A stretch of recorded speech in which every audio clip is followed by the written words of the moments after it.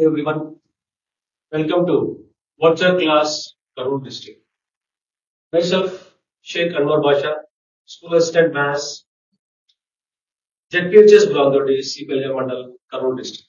Now today I am here to discuss with you about topic analyzing question number 25, 28, 3 SCRT model papers. Okay, so our topic today is analyzing 4 questions, 25th, 26th, 27th and 28th question that we have got in 3 SCRT model papers.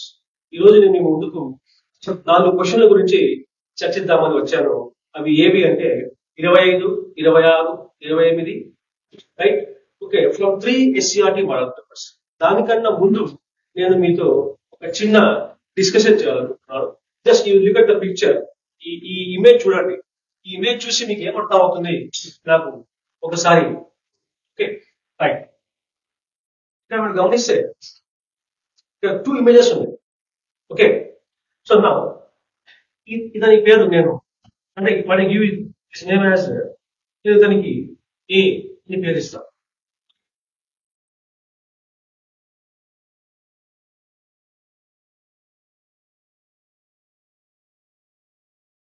Is A, okay, is B. So A అనేవాడు మీరు గమనిస్తే కష్టపడుతున్నాడు. ఇదే life, ఇదే student life. ఇక్కడ B అనేవాడు student life లో ఏం చేస్తున్నాడు అంటే ఎంజాయ్ చేస్తున్నాడు. సో మీరు గమనిస్తే ఏ అనేవాడు ఇక్కడ ఒక ఒక పర్వతం లాంటిది. అంటే ఈ స్టూడెంట్ లైఫ్ అనేది ఒక పర్వతం లాంటిది.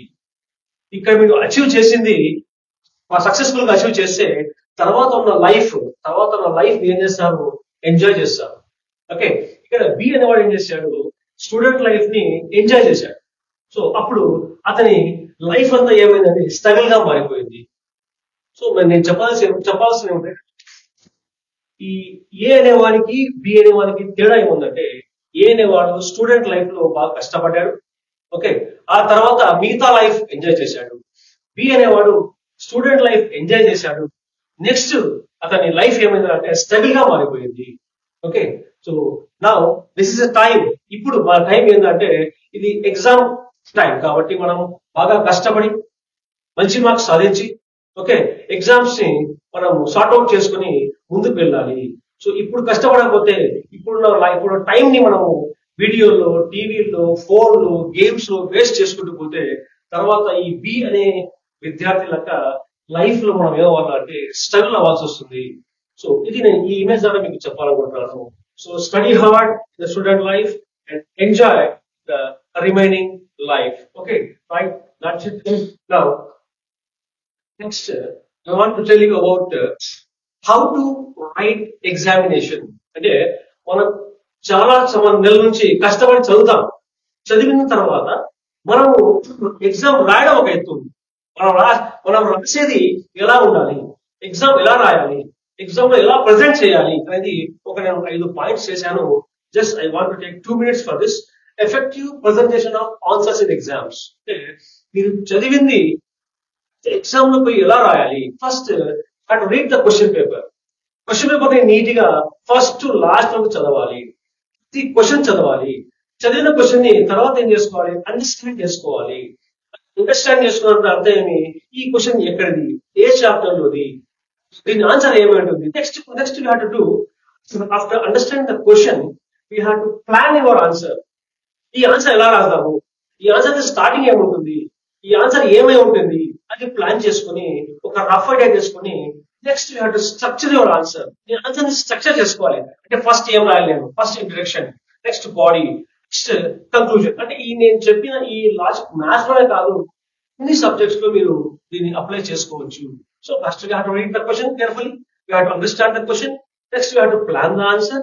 నెక్స్ట్ ఈ క్వశ్చన్ ఎలా రాయాలి, ఒక రఫ్ ఐడియా, ఇక్కడ ఫస్ట్ ఇది రావాలి, ఫస్ట్ ఇది రావాలి. Next important point is communicate your ideas clearly and కన్సైజ్లీ.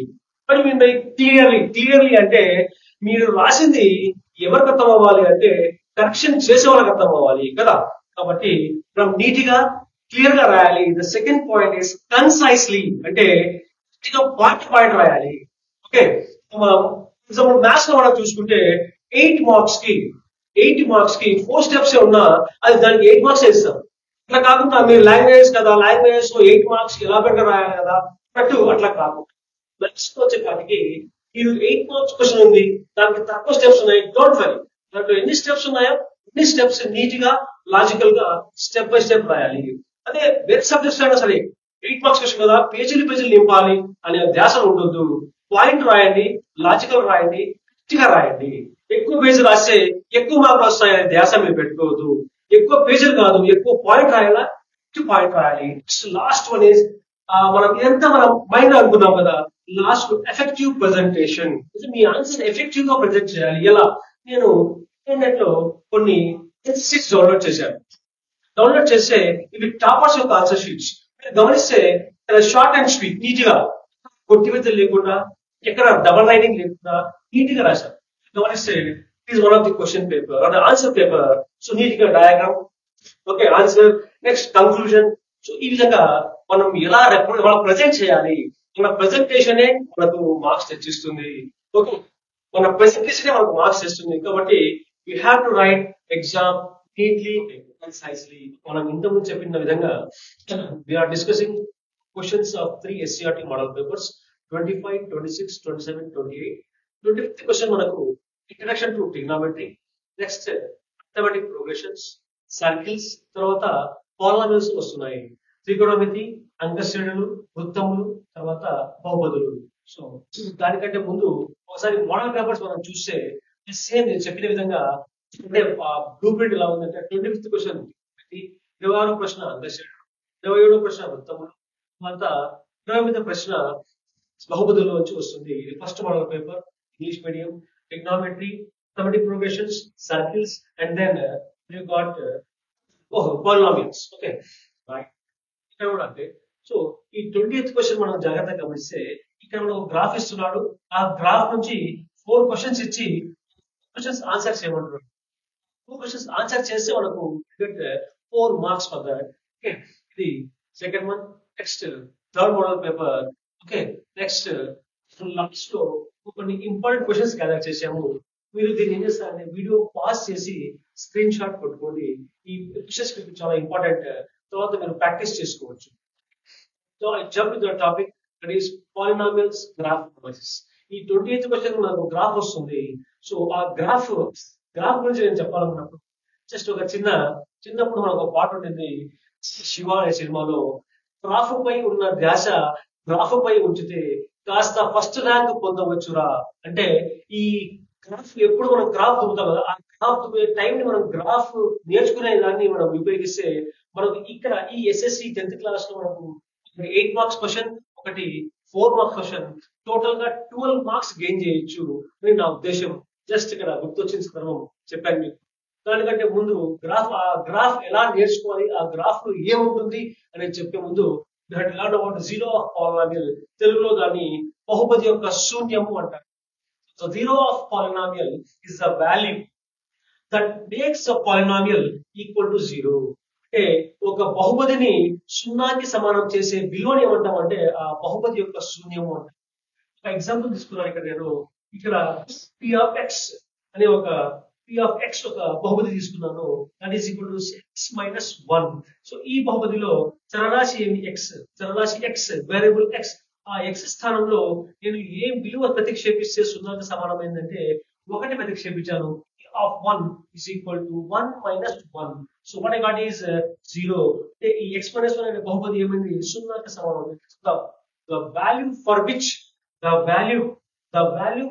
which the given polynomial is 0. విలువ ప్రతిక్షేపిస్తే ఇక సెకండ్ పాలినామియల్ చూస్తే x స్థానంలో నేనేం చేశాను, ప్రతిక్షేపించాను. ఏమవుతుంది 2 2 4, 4 మైనస్ 4, 4 మైనస్ 4 0. సో ఇప్పుడు ఈ పాలినామియల్ కి what is the zero of polynomial is 2. అంటే ఈ 2 అనే విలువ ప్రతిక్షేపించినందుకు నాకు ఏమొచ్చింది, ఈ బహుపది ఏమైంది 0 అయింది. ఇది ఒక పద్ధతి. జీరో ఆఫ్ పాలినామియల్ కనుగొనే పద్ధతి ఇది. దీన్ని ప్రతిక్షేపణ పద్ధతి, సబ్స్టిట్యూషన్ మెథడ్ అంట. ఇప్పుడు మనం నేర్చుకునే పద్ధతి ఏంటంటే గ్రాఫ్ నుండి నేర్చుకోవాలి.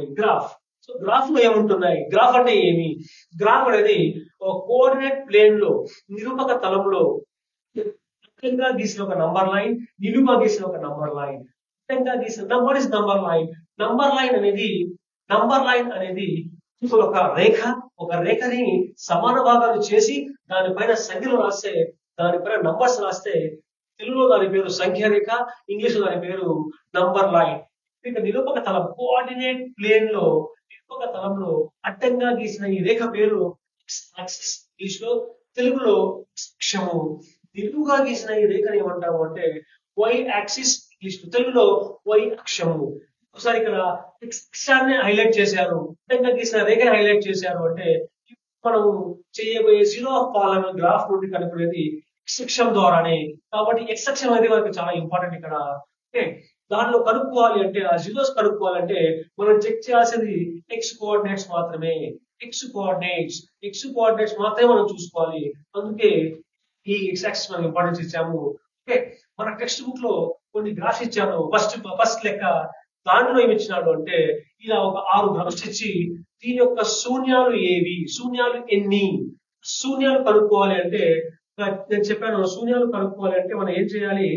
శూన్యాలు కనుక్కోవాలంటే ఎక్స్ అక్షాన్ని ఎక్కడైతే గ్రాఫ్ తాకిందో అది మనకు కావాల్సిన శూన్యము. ఈ గ్రాఫ్ అనేది ఎక్స్ అక్షాన్ని తాకలేదు. ఇట్ హ్యాస్ నో జీరోస్, దీనికి శూన్యాలు లేవు. ఓకే, ఈ గ్రాఫ్ గమనిస్తే ఇది ఎక్స్ అక్షాన్ని ఇక్కడ తాకింది, ఇది మనకు సంబంధం లేదు. ఎందుకంటే మన గ్రాఫ్ నుంచి శూన్యాలు కనుక్కోవాలి అంటే మనం చూడాల్సింది ఎక్స్ అక్షాన్ని. ఎక్స్ అక్షం దగ్గర గ్రాఫ్ ఎక్కడ కట్ అయిందో అదే మన ఆన్సర్. ఇక్కడ ఒక శూన్యం ఉంది. ఇక్కడ గమనిస్తే 1, 2, 3 శూన్యాలు ఉన్నాయి. ఈ గ్రాఫ్ చూస్తే 1, 2 శూన్యాలు ఉన్నాయి. ఈ గ్రాఫ్ చూస్తే 1, 2, 4 చోట్ల ఎక్స్ అక్షాన్ని తాకింది కాబట్టి మనకి ఇక్కడ 4 శూన్యాలు వస్తాయి. Will get 4 zeros of polynomials. ఇక్కడ కూడా 1, 2, 3. సో మనకు 3 శూన్యాలు ఉన్నాయి. ఇక్కడ 3 zeros ఆఫ్ పాలినామియల్స్ వచ్చాయి ఇక్కడ మనకి. So now I'm clear that ఒక గ్రాఫ్ నుండి జీరో ఆఫ్ పాలినామియల్ కనుక్కోవాలి అంటే మనం చెక్ చేయాల్సింది ఎక్స్ అక్షం దగ్గర ఆ ఇచ్చిన గ్రాఫ్, ఆ వక్రము ఎక్కడ తాకింది అదే మనకు కావాల్సిన జీరో ఆఫ్ పాలినామియల్, బహుపది యొక్క శూన్యము. ఓకే రైట్, మనకు ఇక్కడ మనం గమనిస్తే అనలైజ్ చేస్తే 4 గ్రాఫ్స్ రావచ్చు. ఆ 4 గ్రాఫ్స్ ని ఇక్కడ చూపించాను. ఒకటి ఇది, నెక్స్ట్ అది, సెకండ్ ఇది, థర్డ్, ఫోర్త్ ఇది. ఓకే, ఇప్పుడు ఇక్కడ గమనిస్తే first graph, if you see first graph here, first graph లో గమనించు ఇది ఎక్స్ అక్షము, ఇది వై అక్షము. మనకి ఏమొచ్చింది? ఒక లైన్, ఇక్కడ ఒక లైన్ పాస్ అయింది. ఇది గ్రాఫ్. ఈ గ్రాఫ్ పేరు ఏమి అని అడగొచ్చు. ఈ గ్రాఫ్ పేరు లైన్. ఈ గ్రాఫ్ పేరు లైన్. ఈ గ్రాఫ్ కి పాలినామియల్ ఏమొస్తుంది అంటే ఏం రాయాలి? ax plus b. This is called as, what is the name of the polynomial? This is called as linear polynomial. దీని పేరు రేఖీయ బహుపది. దీని యొక్క ఆకారం ఏమంటే ఒక రేఖ. దీని యొక్క standard form, what is standard form? Standard form అనగా ప్రతి పాలినామియల్ ఒక స్టాండర్డ్ ఫామ్ ఉంటుంది. ఫర్ ఎగ్జాంపుల్ మన నిజ జీవితంలో మాట్లాడుకుంటే ఒక చెట్టు యొక్క ఆకారం ప్రామాణిక రూపం ఎలా ఉంటుంది అంటే కాండము, కొమ్మలు, ఆకులు ఉంటాయి. ఓకే, ఒక మనిషి యొక్క ఆకారం, ఒక మనిషి యొక్క స్టాండర్డ్ ఫామ్, ఒక మనిషి యొక్క ఆకారం ఎలా ఉంటుంది? తలకాయ, చేతులు, కాళ్ళు. అట్లా ఈ బహుపది కూడా ఒక ఆకారం ఉంటుంది, ఒక స్టాండర్డ్ ఫామ్ ఉంటుంది, ఒక జనరల్ ఫామ్ ఉంటుంది. ఇది ఇలా ఈ రేఖకి ax plus b. Okay, so ఇది ఒక one type of graph. Second type of graph అలా రావచ్చు, అది కూడా లీనియర్ పాలినామియలే. దీనికి మనకు బహుపది యొక్క శూన్యం అడిగితే జస్ట్ ఈ ఎక్స్ యాక్సిస్ దగ్గర మనం విలువ రాయొచ్చు. Okay, the linear polynomial in 2 variables అంటాం దీన్ని. దీని యొక్క జనరల్ ఫామ్ వచ్చేసి ax plus by plus c. దీని యొక్క ఎందుకంటే ఇది ఎక్స్ అక్షాన్ని తాకుతుంది, y అక్షాన్ని తాకుతుంది కాబట్టి దీని యొక్క general form ax plus by plus c. Okay, next మనం మాట్లాడబోయే ఈ గ్రాఫ్ దీని పేరు చెప్తాను ఇప్పుడు. నెక్స్ట్ లీనియర్ పాలినామియల్ గురించి కొన్ని ప్రశ్నలు చూద్దాం ఇక్కడ. ఫస్ట్ ప్రశ్న, ఈ name the shape in which the wire is bent. Name the shape in which the wire is bent అని అడిగినాడు. So what is the shape? ఈ వైర్ యొక్క షేప్ ఏమి? ఇక్కడ మనకు క్వశ్చన్ ఇచ్చాడు. డ్యూ టు హెవీ స్టార్మ్, ఒక తుఫాను వల్ల ఏమైందంటే ఒక వైర్ ఇలా బెండ్ అయిపోయింది. ఆ బెండ్ అయిన వైర్ యొక్క షేప్ ఏమొచ్చిందా అంటే ఏం రాయొచ్చు అంటే ఇక్కడ లైన్ షేప్ లో బెండ్ అయింది. So it's a line. Name the polynomial చెప్పారు ఇప్పుడే. లైన్ ఇస్తే లీనియర్ పాలినామియల్. సో చాలా ఈజీ. లైన్ లీనియర్, తెలుగులో రేఖ, తెలుగులో రేఖీయ బహుపది. The point that intersect X axis, ఇది ఎక్స్ సెక్షన్ ఎక్కడ తాగుతుంది? ఎక్స్ సెక్షన్ అంటే మనకు ఇంతగా గీసారు ఎక్స్ సెక్షన్ కాబట్టి ఎక్స్ సెక్షన్ ఇక్కడ తాగుతుంది. దీని నంబర్ ఎంత అంటే -3. What we write here is -3. General form of linear polynomial చెప్పాను ఇప్పుడే, ax plus by plus C. ఎందుకు? ఇది రెండు అక్షరాలు తాగుతుంది కాబట్టి. ఓకే రైట్, ఇది ఒక ప్రశ్న. నెక్స్ట్ మనం నెక్స్ట్ గ్రాఫ్ ఈస్ పారాబోలా. ఈ పారాబోలా గురించి చెప్పాలంటే ఈ పారాబోలాకి నేను ఏమంటాను అంటే పుష్ప గ్రాఫ్ అంటాను. ఎందుకంటే పుష్ప డైలాగ్ ఏమి తగ్గేదేలా. సో పుష్ప తగ్గేదేలా ఎలా అన్నట్టు అంటే ఇలా యూ షేప్ లో, కాబట్టి ఇది కూడా యూ షేప్ లో ఉంటుంది. దీని పేరు నేను పుష్ప గ్రాఫ్ అంటాను. బస్ జస్ట్ ఫర్ ఫన్, మీకు గుర్తుండడానికి చెప్పానట్లా. దాని పేరు parabola. Shape of this graph is called parabola graph. ఈ పారాబోలా గ్రాఫ్ ఎలా ఉంటుంది అంటే ఇన్ని విధాలుగా ఉంటుంది. మన ఎగ్జామ్ కి ఇన్ని విధాలుగా రావచ్చు. Okay, so just have look here.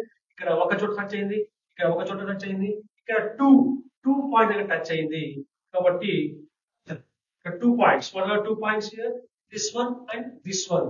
ఇక్కడ జస్ట్ 1 2, ఇక్కడ జస్ట్ 1 పాయింట్ టచ్ అయింది, ఇక్కడ 2 పాయింట్ దగ్గర టచ్ అయింది, ఇక్కడ కూడా 2 పాయింట్ టచ్ అయింది, ఇక్కడ టచ్ అవ్వలేదు. ఇది ఇంపార్టెంట్ టాపిక్. ఇక్కడ ఈ గ్రాఫ్ పారాబోలా గ్రాఫ్ టచ్ అవ్వలేదు. ఎక్కడ టచ్ అవ్వలేదు అంటే ఎక్స్ టచ్ అవ్వలేదు. ఎక్స్ టచ్ కాకపోతే మనకు జీరోస్ వస్తాయా అంటే you won't get zeros. So ఈ గ్రాఫ్ ఇచ్చి, ఇలాంటి గ్రాఫ్ ఇచ్చి how many zeros are there అని అడిగితే just the answer is no zeros అని రాయాలి. జీరోస్ అని రాయకూడదు, నో జీరోస్ అని రాయాలి. You should write no zeros, శూన్యాలు లేవు అని రాయాలి. సో ఈ గ్రాఫ్ ఇన్ని విధాలుగా అడగొచ్చు. ఓకే, నా మనం ఒక లుక్ వేస్తే ఇలా రెండు చోట్ల టచ్ అయితే ఎక్స్ అక్షానికి 2 రూట్స్ అంటే 2 జీరోస్ వస్తాయి. ఇలా ఒక చోట టచ్ అయితే ఇలా గెట్ 1 జీరో. ఇక్కడ టచ్ చేయకపోతే 0 రూట్స్ అంటే నో జీరోస్, అంటే జీరోకి ఇంకొక రూట్ అని చెప్పొచ్చు. కాబట్టి here no zeros. Okay, no zeros. ఇక్కడ మనం యూజ్ చేసాం ఈ టాపిక్ అంటే మనకు నంబర్ ఆఫ్ క్వశ్చన్స్ రావచ్చు. నంబర్ ఆఫ్ క్వశ్చన్స్ లో ఫస్ట్ పేరు what is the name of the graph, ఇది లైనా లేకపోతే పారాబోలానా అని అడుగుతాడు. ఓకే, అడగడంలో మనకి ఏమవుతుందంటే ఇలా యూ షేప్ లో ఉంటే, ఆ గ్రాఫ్ యూ షేప్ లో ఉంటే మనం ఇంతకుముందు లీనియర్ పాలినామియల్ ఏం చెప్పుకున్నాము? What is general form of linear polynomial అంటే మనం ఏం మాట్లాడుకున్నాము? General form of linear polynomial is ax plus b అని చెప్పాము కదా. పారాబోలాకి కూడా మనకి ఏమొస్తుంది అంటే ఒక జనరల్ ఫార్మ్ వస్తుంది. ఆ general form x² plus bx plus c. ఇక్కడ కోఎఫిషియంట్ ఆఫ్ x² గురించి చెప్పాలి. ఇది x² యొక్క గుణకము. ఈ గుణకం అనేది ప్లస్ ఉంటే అంటే పాజిటివ్ ఉంటే అప్పుడు మనకు u అనే గ్రాఫ్ వస్తుంది. ఇలా u అనే గ్రాఫ్ వస్తుంది. అదే గుణకము మైనస్ లో ఉంటే అంటే for example x² minus 3x plus 1 ఇలా ఉంటే ఇలాంటి గ్రాఫ్లు వస్తాయి. ఇలాంటి గ్రాఫ్లు వస్తాయి. ఇది యూ షేప్ గ్రాఫ్ వస్తుంది. ఇదే x² కూడా మైనస్ లో ఉంటే అప్పుడు ఆ గ్రాఫ్ ఏమవుతుంది? రివర్స్ యూ అవుతుంది, ఉల్టా యూ అవుతుంది. సో ఇది ఒక ప్రశ్న రావచ్చు. కాబట్టి ఇలాంటి గ్రాఫ్ లో ఫస్ట్ ప్రశ్న ఈ graph పేరేమి?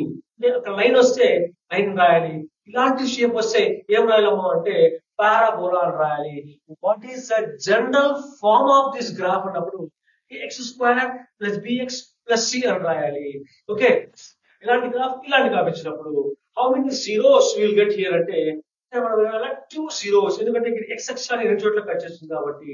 Next what is the degree of this polynomial? Degree of polynomial తెలుగులో ఈ బహుపది యొక్క పరిమాణం ఏమి అంటే ఏ బహుపదిలో అయితే చరరాశి పైన అతిపెద్ద ఘాతంగా ఉంటుందో అదే దాని యొక్క పరిమాణము. ఈ బహుపదిలో x పైన 2 తప్ప అతిపెద్ద నంబర్ కనబడలేదు కాబట్టి ఇది రెండవ పరిమాణ బహుపది. It's a second degree polynomial. Will call this as quadratic polynomial. దీని పేరు quadratic polynomial. What you call this as quadratic polynomial. Line వస్తే ఎలా చెప్పాలా? Linear polynomial. Okay, name of the graph line, name of the graph parabola. What is name of the polynomial? call this as linear. Line ఉంటే linear, ఇలా U shape లో వస్తే దీని పేరే quadratic polynomial. Linear polynomial degree ఏమి 1. Okay, quadratic polynomial degree 2. Linear polynomial ఎన్ని zeros ఉంటాయి? 1. Quadratic ఎన్ని ఉంటాయి? 2. Okay, next what is the degree of quadratic polynomial? 2. ఇక్కడ ఇంకో ప్రశ్న అడుగుతాడు, మనం నేర్చుకుందాము. Okay, this is about a greater than 0, a less than 0. Just example చూసుకుందాము. ఈ గ్రాఫ్ లోని ఆకారం యొక్క పేరు ఏమి అంటే చెప్పాను ఇప్పుడే, పారాబోలా. ఈ గ్రాఫ్ లోని ఆకారం యొక్క పేరు ఏమవు? పారాబోలా. ఓకే, పారాబోలా అన్నారు. తెలుగు వాళ్ళు పరాబోలా ఏమో రాసాము, పారాబోలా. పారాబోలా. ఓకే, నెక్స్ట్ ఈ ఆకారం ఎన్ని శూన్యాలు కలవు అంటే ఎక్స్ అక్షాన్ని ఇక్కడ తాకుతుంది, ఇక్కడ తాకుతుంది. కాబట్టి ఈ గ్రాఫ్ లో నుంచి చూస్తే మనకు 2 శూన్యాలు వస్తాయి. ఏది వస్తాయంటే 2 వస్తాయి. నెక్స్ట్ ఈ బహుమతి శూన్యాలు ఏవి? శూన్యాలు ఏవి అంటే ఎక్స్ అక్షం దగ్గర ఏ నంబర్ వద్ద కట్ అవుతున్నాయి? ఇక్కడ చూస్తే -1 దగ్గర కట్ అవుతుంది కాబట్టి -1. ఇక్కడ చూస్తే 4 వద్ద కట్ అవుతుంది కాబట్టి +4. ఈ బహుమతి యొక్క శూన్యాలు 2, -1 +4. ఈ బహుమతి శూన్యాల లబ్ధం, ఈ శూన్యాల లబ్ధం what is the product of this two zeros of polynomial అంటే ఆ 2 పాలినామియల్ యొక్క జీరోస్ తీసుకుని -1 into 4 హెచ్చింపు చేయాలి. లబ్ధం అంటే ఏం చేయాలి? హెచ్చింపు చేయాలి. లబ్ధం అంటే కాబట్టి వాట్ యు గెట్, మనం 6th క్లాస్ నుంచి చేసుకుంటాము. ఒక మైనస్ ఒక ప్లస్ హెచ్చింపు చేస్తే ఏమొస్తుంది? మైనస్ వస్తుంది. 1 4s are 4. 1 4s are 4. అంటే ఇది కూడా ఒక టైప్ ఆఫ్ క్వశ్చన్. ఇక్కడ అంటే 2 శూన్యాలు ఉంటే ఆ శూన్యాలు లబ్ధం అడుగుతాడు, ఆ శూన్యాల మొత్తం అడుగుతాడు. సో మొత్తం అడిగితే ఇదే ప్రశ్న ఈ బహుపది శూన్యాల మొత్తం అన్నప్పుడు ఏం చేయాలి? -1 + 4 అని రాయాలి. -1 + 4 అంటే ఒక నంబర్ మైనస్ నుండి ఒక నంబర్ ప్లస్ లో ఉంటే మనం ఏం చేస్తాం? సబ్స్ట్రాక్ట్ చేస్తాము. 4 లో 1 పోతే ఎంత? 3 వస్తుంది. బిగ్గెస్ట్ నెంబర్ ఇక్కడ 4, దాని గుర్తేమి ప్లస్ కాబట్టి +3 as some of the zeros. ఇది ఒక ప్రశ్న, ఇది ఒక టైప్ ఆఫ్ ప్రశ్న. మనం గమనిస్తే మన ప్రశ్న లెక్క వేస్తే first what is the name of the graph, తర్వాత what is the shape of the graph. Okay, name of the graph అంటే quadratic graph, quadratic polynomial. Name of the graph, name of the polynomial, quadratic polynomial. Name of the shape, what is the shape of the graph? ఈ graph యొక్క shape ఏమి అంటే పరావలయము. Okay, ఈ graph కి ఎన్ని శూన్యాలు ఉన్నాయి? ఈ గ్రాఫ్ కి శూన్యాలు ఏవి? ఈ గ్రాఫ్ లో శూన్యాల లబ్ధం ఏమి? ఈ గ్రాఫ్ లో శూన్యాల మొత్తం ఏమి? ఈ గ్రాఫ్ యొక్క బహుభుజ యొక్క పరిమాణం ఏమి? సో కాబట్టి ఇన్ని ప్రశ్నలు మనము ఒక గ్రాఫ్ చూసి మనకు మనమే ప్రశ్నించుకొని తయారు చేసుకుంటే మనం ఖచ్చితంగా ఈ 4 మార్క్స్ ని సాధించవచ్చు. ఓకే, నెక్స్ట్ ఇది one type of question. Okay, ఇది ఇక్కడ మనం just one small point I have to rectify here. ఇలా గ్రాఫ్ ఎక్కడ కట్ చేయకుంటే what is shape of graph పారాబోలానే. Number of zeros here is no zeros. ఇక్కడ no zeros. ఇక్కడ ఇంకో ప్రశ్న అడిగినాడు, నువ్వు గమనిస్తే గివ్ అన్ ఎగ్జాంపుల్. సో నేను చెప్తానంటే ప్రతి క్వాడ్రాటిక్ పాలినామియల్ కి ఒక ఎగ్జాంపుల్ మీరు బై హార్ట్ చేసేసేయండి. Some 3x² - 4x + 5. ఇంకొకటి సమ్ 3x² - 1x + 5. సో ఈ విధంగా మీరు ఏ విధంగా కావాలంటే ఆ విధంగా ఒక ఎగ్జాంపుల్ బై హార్ట్ చేసుకోండి. Give an example of quadratic అంటే రాసేసేయండి. ఓకే, ఈ విధంగా మనం దీని నుంచి 4 మార్క్స్ ఈజీగా సంపాదించవచ్చు. నెక్స్ట్ టైప్ ఆఫ్ గ్రాఫ్ ఇలా 3 చోట్ల కట్ అవుతుంది. ఈ గ్రాఫ్ గమనిస్తే 3 చోట్ల కట్ అవుతుంది. ఎక్కడెక్కడ కట్ అవుతుంది అని గమనిస్తే నంబర్ వన్ -3 వద్ద కట్ అవుతుంది, +1 దగ్గర కట్ అవుతుంది, +4 దగ్గర కట్ అవుతుంది. కాబట్టి what is shape of this graph అంటే దీని షేప్ ఇంకా చెప్పలేదు, జస్ట్ కర్వ్ అని చెప్పొచ్చు. లేదా what is the name of this graph అంటే cubic curve. What is name of this graph? Cubic curve. ఇలా మనకు ఒక బెల్ షేప్, ఒక వైర్ లాంటి ఒక తీగ లాగా వస్తే దాని పేరు cubic curve. What is the standard form? అన్నప్పుడు ఇక్కడ x³ + bx² + cx + d. x³ + bx² + cx + d. How many zeros? ఇక్కడ how many zeros అంటే ఈ బహుపదికి ఎన్ని శూన్యాలు కలవు అంటే 3 శూన్యాలు కలవు. అవి ఏవి అన్నప్పుడు ఇక్కడ రాసుకోవాలి మనము. -3 ఒకటి, +1 ఒకటి, తర్వాత +4 ఒకటి. సో ఈ విధంగా మనకు ఈ 4వ గ్రాఫ్ మనం నేర్చుకున్నాము. జస్ట్ ఒక ఓవరాల్ లుక్ వేస్తే ఓవరాల్ లుక్ చేస్తే ఇక్కడ ఈ ప్రాక్టీస్ కోసం మనం ఈ గ్రాఫ్స్ తీసుకుంటాము. ఓకే, ఈ 2 గ్రాఫ్స్ ప్రాక్టీస్ కోసం. ఓకే, ఒక గ్రాఫ్ ఒక చార్ట్ తయారు చేసుకుంటే ఈ విధంగా ఇచ్చిన గ్రాఫ్ ఏమంటే లైన్, దాని పేరు ఏమంటే linear graph. What is the shape of this graph అంటే పారాబోలా. ఇలా యూ షేప్ లో ఉంటే పారాబోలా. దాని పేరు ఏమి అంటే గ్రాఫ్ యొక్క పేరు ఏమి parabola, shape parabola. Graph polynomial యొక్క పేరు ఏమి అంటే క్వాడ్రాటిక్ పాలినామియల్. ఈ గ్రాఫ్ యొక్క పాలినామియల్ యొక్క పేరు ఏమంటే క్వాడ్రాటిక్ పాలినామియల్. దీని యొక్క స్టాండర్డ్ ఫామ్ ఏమి అంటే ax square plus bx plus c. ఇలాంటి గ్రాఫ్ ఇస్తే దాని పేరు గ్రాఫ్ పేరు ఏమంటే క్యూబిక్ కర్వ్. ఆ పాలినామియల్ పేరు ఏమంటే క్యూబిక్ పాలినామియల్. ఇది తెలుగులో రేఖీయ బహుపది, ఇది వర్గ బహుపది, ఇది క్యూబిక్ బహుపది, మనము ఘన బహుపది అని చెప్పొచ్చు. ఓకే, ఇలా 3 zeros ఇక్కడ ఇంకో కాలం యాడ్ చేయడం నాకు వీలుగా పడలేదు. So how many zeros are there for linear polynomial అంటే 1. ఇక్కడ క్వాడ్రాటిక్ పాలినామియల్ కి 2, ఇక్కడ క్యూబిక్ పాలినామియల్ కి 3 zeros వస్తాయి అని మనము చెప్పొచ్చు.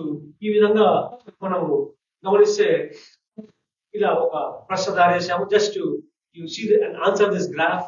ఓకే, నౌ ఈ విధంగా మనము 4 మార్క్స్ సంపాదించవచ్చు. కాబట్టి ఈ గ్రాఫ్ పైన మీదే ప్రశ్న తయారు చేసుకుంటే మనకు ఒక అవగాహన వస్తుంది. ఏ ప్రశ్న అడుగుతున్నాడు, ఎలాంటి ప్రశ్న అడుగుతున్నాడు. మనము ఈ విధంగా ఈ వీడియో నుంచి చూస్తే క్వశ్చన్స్ ఏ విధంగా అడుగుతాడో తెలుసుకున్నాము. Next our topic goes from arithmetic progressions. Arithmetic progression తెలుగులో అంక శ్రేణులు అంటాము. ఏమంటాము? అంక శ్రేణులు. అంక శ్రేణులు అంటే ఏమి? ఇది ఒక సంఖ్యల వరుస. ఆ వరుసలో ఈ సంఖ్యల వరుసలో మనం ఏం నేర్చుకున్నాం అంటే ఒక సంఖ్యల వరుస ఉంటుంది. ఆ వరుస ఎలా ఉంటుందిరా అంటే క్రమమైన పద్ధతి పాటిస్తుంటది. ఫర్ ఎగ్జాంపుల్ 2, 4, 6, 8 అనే ఒక సంఖ్యా క్రమం ఉంది. ఈ సంఖ్యా క్రమంలో ఫస్ట్ సంఖ్య తప్ప మిగతా సంఖ్యలన్నీ ఒక ఫిక్స్ నంబర్ కూడితే వస్తుంది. 2 ఉంది, 2 కి 2 కూడితే 4 వస్తుంది, 4 కి 2 కూడితే 6 వస్తుంది, 6 కి 2 కూడితే 8 వస్తుంది, 8 కి 2 కూడితే 10. ఆ విధంగా ఇది ఒక ప్యాటర్న్ ఫాలో అవుతుంది. ఇలా ప్యాటర్న్ ఫాలో అయ్యే ఈ సంఖ్యలు ఏమని చెప్పొచ్చు అంటే అంక శ్రేణి. ఈ యొక్క అంకెల శ్రేణి ఏమని చెప్పొచ్చు? అంక శ్రేణి. తెలుగులో, ఇంగ్లీష్ లో అర్థమెటిక్ ప్రోగ్రెషన్స్. ఈ సంఖ్యల్ని ఇక్కడ మనం నంబర్స్ అని చెప్పము, టర్మ్స్ అని ఇంగ్లీష్ లో అంటాము, పదాలు అని తెలుగులో అంటాము. దీన్ని ఫస్ట్ టర్మ్ A1 అంటాము, సెకండ్ టర్మ్ A2 అంటాము, థర్డ్ టర్మ్ A3 అంటాము. ఆ విధంగా మనకు ఎన్ని పదాలు వస్తే అన్ని పదాలు అంటాము. లాస్ట్ లో తెలియని పదం వస్తుంది, దాని పేరు nth టర్మ్ అంటాము. ఇది ఎలా కనుక్కోవాలి? ఈ సూత్రం ద్వారా కనుక్కోవాలి. an is equal to a1 plus n-1 into d. ఇక్కడ a1 అంటే ఫస్ట్ టర్మ్, n అంటే టర్మ్ నంబర్ అంటే రెండవ టర్మా, మూడవ టర్మా, నాలుగవ టర్మా, ఫస్ట్ రెండవ పదమా, మూడవ పదమా, నాలుగవ పదమా. టీ అంటే దీని యొక్క తేడా, దీని యొక్క భేదమే సామాన్య భేదం అంటాము తెలుగులో. ఇంగ్లీష్ లో కామన్ డిఫరెన్స్. 4 లో 2 పోతే ఎంత? 2. 6 లో 4 పోతే ఎంత? 2. 8 లో 6 పోతే ఎంత? 2. సో ఇక్కడ ఈ అర్థమెటిక్ ప్రొగ్రెషన్ లో D విలువ ఏమవుతుంది అంటే పోతుంది. Just I want to tell ఈ ఫార్ములా మనం గుర్తుపెట్టుకోవాలి. nth term of AB arithmetic progression. ఒక అంక శ్రేణిలోని ఎన్వ పదము ఎలా రాయాలంటే an is equal to text book లో ఏ ఉంది, ఏ రాసినా A1 రాసినా ఒకటే, a plus n-1 into d అని మనం దీన్ని సూచిస్తాము. ఓకే, దీనిపైన మనకు 26 లెక్క మనకు ఈ ఫార్ములా పైన రావచ్చు అని చెప్పే ఉద్దేశంతో చెప్తున్నాను. సో ఒక ప్రాబ్లం చూద్దాం మనము. How many 3-digit numbers are divisible by 7? 7తో భాగించబడే మూడంకెల సంఖ్యలు ఎన్ని? 7తో భాగించబడే సంఖ్యలు కావాలి. అవి ఎలా ఉండాలి? మళ్ళీ 3 అంకెల సంఖ్యలు ఉండాలి. సో 7తో భాగించబడే 3 అంకెల సంఖ్య. ఫస్ట్ మనము 3 అంకెల సంఖ్య, ఫస్ట్ 3 అంకెల సంఖ్య ఏది అంటే మనం ఏం రాసుకుంటాం అంటే రైట్ యాజ్ 100. ఫస్ట్ 3 అంకెల సంఖ్య ఎంత అంటే 100. ఓకే, దాని తర్వాత 101, 102. So dot dot dot dot dot dot dot. Okay, last 3 అంకెల సంఖ్య ఏం చెప్తారా అంటే 999. ఎందుకంటే 999 దాటితే మనకి ఏమొస్తుంది? 1000 లో మనకు 4 అంకెలు ఉంటాయి. కాబట్టి మనకు కావాల్సిన ఏమి? 7తో భాగించబడే 3 అంకెల సంఖ్య కావాలి. Okay right. ఇప్పుడు 7తో భాగించబడే ఫస్ట్ 3 అంకెల సంఖ్య ఏది కనుక్కోవాలి. ఇప్పుడు 100ని చేసామంటే 100ని 7తో భాగిస్తాను. 7 ఒకట్ల 7, 7 ఒకట్ల 7. శేషం ఎంత వస్తుంది? ఈ సున్నాని మనము ఇక్కడ తెచ్చుకుంటాము. ఓకే, 7 నాళ్ళ 28. ఓకే, రిమైండర్ ఎంత అంటే 2. రిమైండర్ ఎంత? 2. ఓకేనా? Right. So what I do is ఈ 2 శేషం వచ్చింది అంటే ఇది 7తో భాగించబడదు. డివిజిబుల్ అనే పదానికి అర్థం ఏంటి అంటే 7తో భాగిస్తే శేషం ఎంత రావాలి? 0 రావాలి. కాబట్టి ఇక శేషం ఎంత వచ్చింది? 2 వచ్చింది. అంటే ఇది శేషం 0 రావాలంటే ఇది 7తో భాగించబడాలి. 7తో భాగించాలంటే ఈ 2 అనేది 7 కావాలి. ఈ 7 కావాలి అంటే మనం ఎంత కూడాలి? 5 కూడితే ఆ 2 + 5 ఏమవుతుంది? 7 అవుతుంది. కాబట్టి ఇది 5 తక్కువ. 7తో భాగించబడాలంటే దీనికి ఈ 100 అనే సంఖ్యకి 5 తక్కువ పడుతున్నాయి. కాబట్టి ఈ 5ని 100 కలుపుకుంటే మనకు ఫస్ట్ 3 అంకెల సంఖ్య 7తో భాగించబడింది ఏది అంటే 105. ఇది కనుక్కునే పద్ధతి. నెక్స్ట్ లాస్ట్ సంఖ్య మనకి వచ్చింది. నేను 100 తర్వాత కావాలి కాబట్టి ఇక్కడ 5 కూడాను. నెక్స్ట్ 999 7తో భాగించబడుతుందా చెక్ చేద్దాము. 7 ఒకట్ల 7, శేషం 2, మళ్ళీ 9 తీసుకుంటాము. 7 4 28, శేషం 1, మళ్ళీ 9 తీసుకున్నాము. మళ్ళీ 7 రెంట్ల 14, ఇది వచ్చింది శేషం 5. ఇప్పుడు ఎనికి రావాలి? 999 దాటకూడదు. So I have to get before 999. కాబట్టి ఈ 5 నేను ఏం చేస్తాను అంటే ఈ 999లో తీసేస్తాను. 999లో 5 తీసివేస్తే నాకు ఎంత వస్తుంది? 994. అంటే ఈ 3 అంకెల సంఖ్య 7తో భాగించబడే ఫస్ట్ సంఖ్య ఏంటి అంటే 105. లాస్ట్ 3 అంకెల సంఖ్య 7తో భాగించబడేది ఏంటంటే 994. ఓకే, నెక్స్ట్ సంఖ్య ఏంటంటే మనం జస్ట్ 7తో భాగించబడాలంటే అర్థం ఏమి? 7 కూడుకుంటే పోతాము. 105 దాన్ని ప్లస్ యాడ్ చేయి, 7 యాడ్ చేయి, ఎంత వస్తుంది? 112. దానికి 7 యాడ్ చేయి, 119. ఆ విధంగా కూడుకుంటూ పోతే లాస్ట్ 3 అంకెల సంఖ్య ఏది మనకు అంటే 994. ఓకే, ఇప్పుడు మనకి ఇక్కడ ఏం ఫామ్ అయింది? ఒక అంకశ్రేణి ఫామ్ అయింది. దీని పేరు A1, దీని పేరు A2, దీని పేరు A3 dot dot dot dot dot. ఆ లాస్ట్ సంఖ్య దట్ ఈస్ AN. ఇది మనకు తెలియదు అది 10వ సంఖ్యనా, 20వ సంఖ్యనా, 30వ సంఖ్యనా మనకు తెలియదు. కాబట్టి దాని పేరు AN. ఇప్పుడు ఈ N విలువ కనుక్కుంటే నాకు ఆన్సర్ వస్తుంది. ఏం ఆన్సర్ వస్తుంది? 7తో భాగించబడే 3 అంకెల సంఖ్య ఎన్ని తెలిసిపోతుంది. ఫస్ట్ A1 రాసుకుంటే 105. దీని యొక్క సామాన్య భేదము, కామన్ డిఫరెన్స్ అంటే A2లో నుంచి A1 తీసేస్తాము. A2 మైనస్ A1 112లో నుంచి 5 తీసివేసేస్తే మనం ఏమొస్తుంది? 7 వస్తుంది. So D is nothing but 7 here. ఇక్కడ n కావాలి కాబట్టి nth టర్మ్ ఫార్ములా యూజ్ చేస్తాం. AN is equal to A plus n minus 1 to D. So we'll substitute here. In place of A, I write 105. In place of N, I don't know N. So minus 1. D తెలుసు కదా, D ఎంత? 7. So ఈ term nth term కాబట్టి 994. ఈ 105 ఏం చేస్తాను? ఇప్పుడు plus లో ఉంది. ప్లస్ లో ఉన్న సంఖ్య ఈజ్ ఈక్వల్ టు ఆ వైపు వెళ్తే ఏమవుతుంది? మైనస్ కి ఏమవుతుంది? 994 minus 105. What I get? That is equal to 889. Okay, now I have to set this 7. ఈ 7 ఎలా ఉంది? ఇంటిలో ఉంది కదా. ఈ ఇంటిలో ఉన్న 7 ఈక్వల్ టు దాటి ఆ వైపు వెళ్తే ఎలా అవుతుంది? భాగారంలో అవుతుంది. కాబట్టి 7 కాట్ల 7, ఒకటి శేషము 18 అవుతుంది. కాబట్టి 7 రెంట్ల 4, 18లో 14 పోతే 4 శేషము 49 అవుతుంది. 7 49. సో 127. ఇక్కడ లెఫ్ట్ సైడ్ లో ఉంది n-1 ఉంది కదా. కాబట్టి n-1, ఈ -1 ఈజ్ ఈక్వల్ టు పోతే -1 +1 మారుతుంది. So 127 + 1 is equal to 128. So 128. కాబట్టి ఈ 128 ఇస్ ద ఆన్సర్. సో 7తో భాగించబడే 3 అంకెల సంఖ్యలు ఎన్నిరా అంటే 128. కాబట్టి ఇలాంటి లెక్కలు ఇంకో ఉన్నాయి. ఇవే హౌ మెనీ మల్టిపుల్స్ ఆఫ్ 4 లై బిట్వీన్ 10 and 25 అంటే సేమ్ ప్రొసీజర్. ఓకే, ఒకసారి ఇది స్క్రీన్ షాట్ తీసుకొని చూసుకోవచ్చు. నెక్స్ట్ ఇంకో వెరీ ఇంపార్టెంట్ లెక్క, find the 20th term from the last. 20th term from the last అంటే ఫస్ట్ నుంచి 20 సంఖ్య కాదు, లాస్ట్ నుంచి 20 సంఖ్య. కాబట్టి నేనేం చేస్తాను అంటే ఈ ఈ ఏబిని రివర్స్ గా రాసుకుని చేస్తాను. సో 253, 250, 248 అంటే ఇక్కడ మనం 8 లో నుంచి 3 తీస్తే ఎంత వస్తుంది? 4 వస్తుంది, 5 వస్తుంది. కాబట్టి నేనేం చేస్తానంటే ఈ 250 లో నుంచి 5 తీసేస్తాను. ఏమొస్తుంది? 248. 48 లో 5 తీసేస్తే ఎంత? 243. అలా చేసుకుంటూ పోతే నేను ఇప్పుడు ఈ ఏపీ రివర్స్ రాశాను కాబట్టి n విలువ నాకు 20 కావాలా? n విలువ కావాలా? 20 కావాలా? కాబట్టి n విలువ 20 ప్రతిక్షేపిస్తాను. ప్రతిక్షేపిస్తే నాకు 158. సో ఈ అంక శైలిలో లాస్ట్ నుంచి 20 సంఖ్య మిగిలింది పోతే 120, 158 ఇలా మీకు కొన్ని సమ్స్ ఉన్నాయి. ఇది కూడా స్క్రీన్ షాట్ తీసుకోండి, ఇది కూడా ప్రాక్టీస్ చేసుకోండి. So questions to practice. So ఈ విధంగా మనము ఒక పద్ధతి ప్రకారం ప్రాక్టీస్ చేస్తే ఖచ్చితంగా పాస్ అవ్వగలము.